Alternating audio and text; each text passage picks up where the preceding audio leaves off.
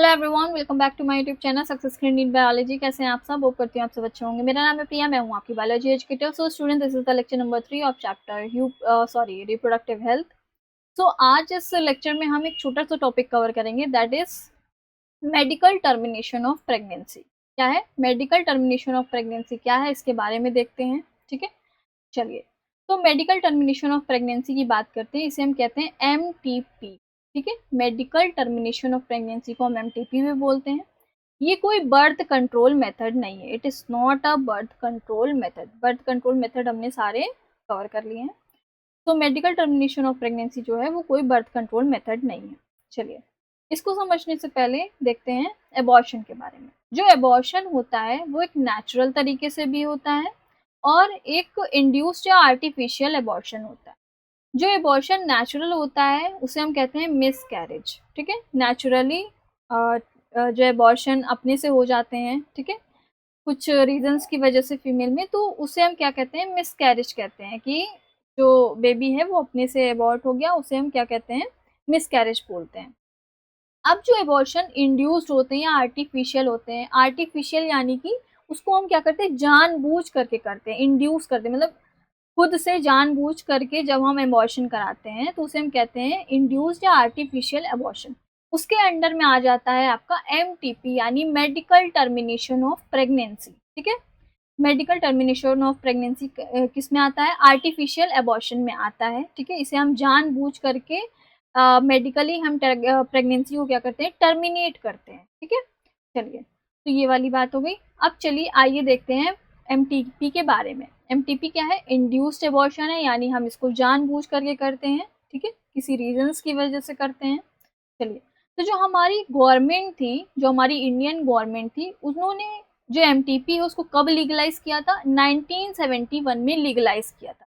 हमारी Indian government ने जो MTP है उसको कब लीगलाइज किया था हमारे इंडिया में, 1971 में इसको लीगलाइज कर दिया गया था इस MTP को। ठीक है, चलिए, तो MTP हम कब करते हैं, किस केस में कर सकते हैं, इसकी बात करते हैं। MTP can be done when in case of, कुछ केसेस होते हैं, इन्हीं केसेस में हम MTP को कर सकते हैं। ठीक है, इसमें आ जाता है आपका रेप केस, यानी किसी फीमेल के साथ अगर कोई रेप केस हुआ हो, कोई सेक्सुअल असॉल्ट हुआ हो, इस केस में हम क्या करते हैं, इस केस में हम MTP करते हैं। यानी मतलब अगर किसी फीमेल के साथ रेप केस हुआ हो, कोई सेक्सुअल असॉल्ट हुआ हो, और अगर वो फीमेल प्रेग्नेंट हो जाती है तो हम क्या करते हैं, हम क्या कर सकते हैं, वो जो प्रेगनेंसी है उसको मेडिकली टर्मिनेट कर सकते हैं। ठीक है, इस केस में।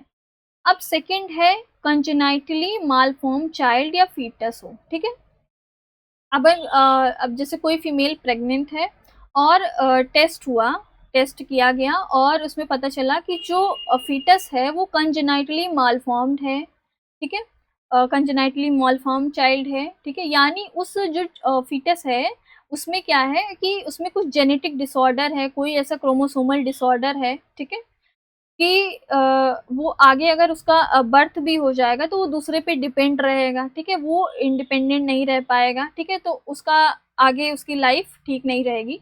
तो इस केस में भी क्या किया जा सकता है, MTP कर सकते हैं। ठीक है, यानी मेडिकली हम प्रेगनेंसी को टर्मिनेट कर सकते हैं। ये वाली बात हो गई।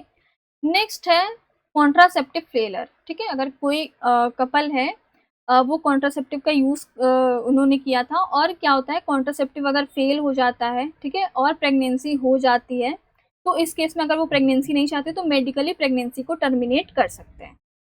ठीक है, चलिए, और देखते हैं आगे। Mother is not mentally stable to carry out pregnancy. जो मदर है वो प्रेगनेंसी को आगे कैरी आउट नहीं कर सकती, कुछ मेंटली स्टेबिलिटी नहीं है। ठीक है, मेंटली वो स्टेबल नहीं है, तो इस केस में भी MTP हम कर सकते हैं।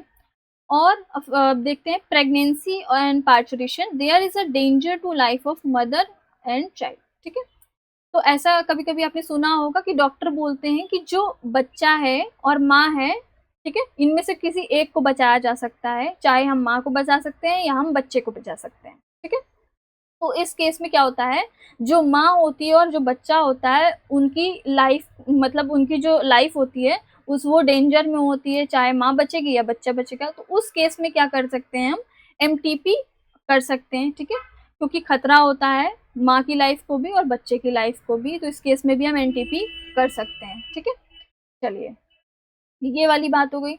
नेक्स्ट बात करते हैं, एमटीपी जो होती है कब तक सेफ होती है, कब तक हम एमटीपी कर सकते हैं, मतलब प्रेगनेंसी के कितने हफ्तों तक, कौन से वीक तक, कौन से ट्राइमेस्टर तक कर सकते हैं, इसकी बात करते हैं। तो एमटीपी होती है वो सेफ होती है 12 वीक्स, यानी जो फर्स्ट ट्राइमेस्टर होता है, जो पहले 3 महीने होते हैं, 12 वीक्स, वहाँ उस पर अगर आप एमटीपी करेंगे तो सेफ होगी। ठीक है, लेकिन इसको हम 20 वीक्स तक भी कर सकते हैं। ठीक है, फर्स्ट ट्राइमेस्टर के बाद, यानी जो 20 वीक यानी 20 हफ्तों तक भी हम जो है एमटीपी को कर सकते हैं। ठीक है, ऐसा कहा गया है। चलिए अब नेक्स्ट बात करते हैं, जो एमटीपी है वो हम 2 तरीके से करते हैं। एक तो हम सर्जिकल प्रोसीजर का यूज करते हैं, एक तो हम ड्रग्स का यूज करते हैं। ठीक है, तो सर्जिकल प्रोसीजर में क्या होता है, इसमें हम डायलेशन एंड क्यूरेटाज मेथड का यूज करते हैं।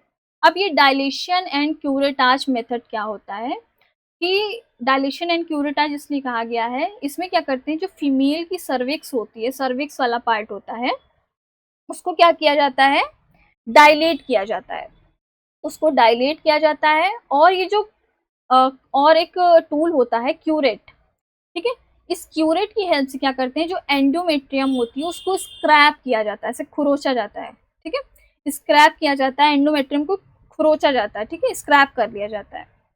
फिर उसके बाद क्या होता है, जब ये एंडोमेट्रियम स्क्रैप हो जाती है, फिर सक्शन की हेल्प से क्या करते हैं, ये जो पूरा एंडोमेट्रियम स्क्रैप किया होता है, फिर उसको सक्शन की हेल्प से बाहर खींच लिया जाता है, निकाल लिया जाता है।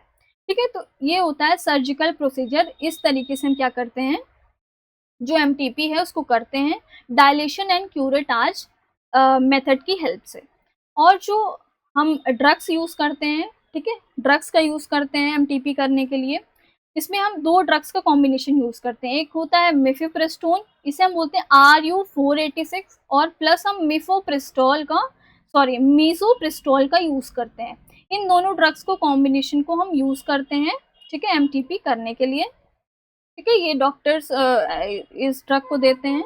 ठीक है, इस ड्रग को दिया जाता है मिफेप्रिस्टोन, RU486 इसे बोलते हैं।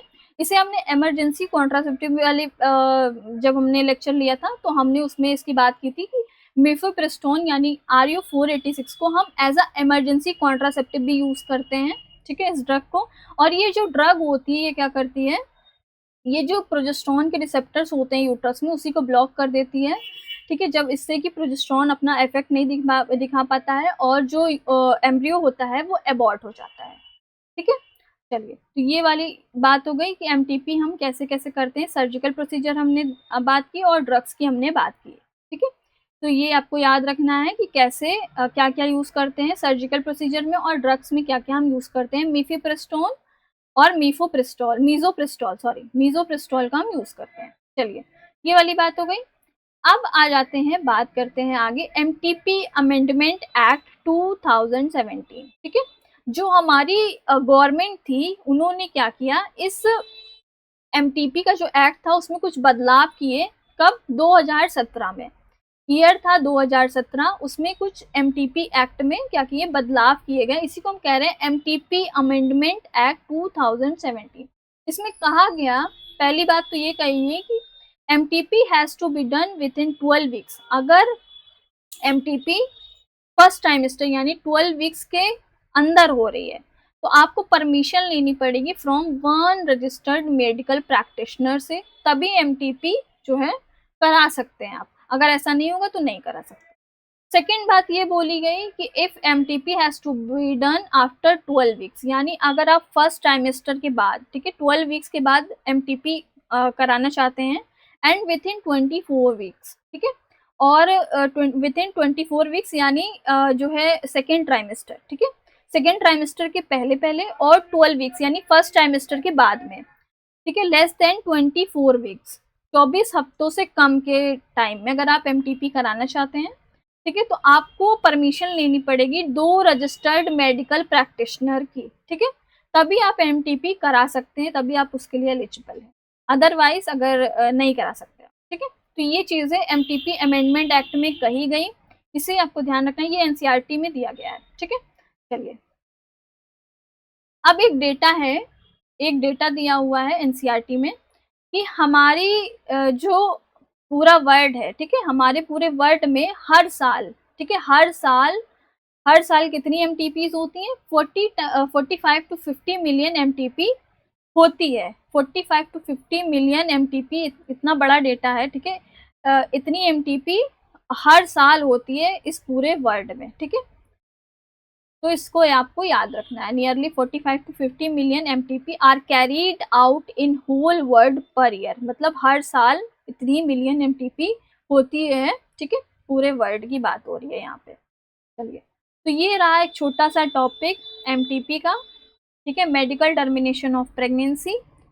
तो thank you, all the best, ठीक है। मिलते हैं नेक्स्ट वीडियो में, तब तक के लिए बाय।